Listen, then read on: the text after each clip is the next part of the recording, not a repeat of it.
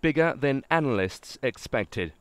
What is normally a profit-making period has seen a huge reverse. Now more job cuts are expected. British Airways have announced an extra 1,200 jobs are to go, taking the total reduction to 4,900 by next year.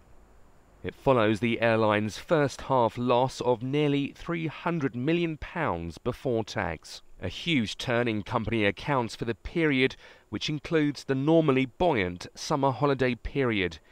BA, having never recorded a first half loss, saw total revenues slump by 14%.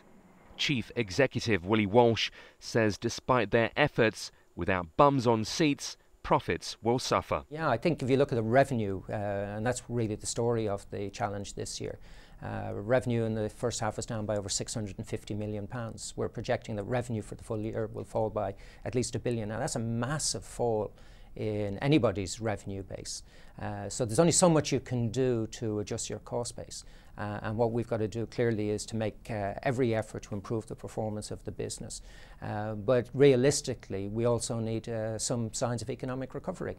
And that's what we've always said. You know, the business is suffering, and all airlines are suffering. The airline industry is suffering because of the very significant downturn in world economies. BA had previously announced plans to cut its workforce by 3,700 by next March, including around 2,000 cabin crew, 1,000 check-in and other customer-facing staff, and the rest made up of managers, pilots and admin workers. Around 1,900 jobs have been lost this year, so a further 3,000 will go by next March.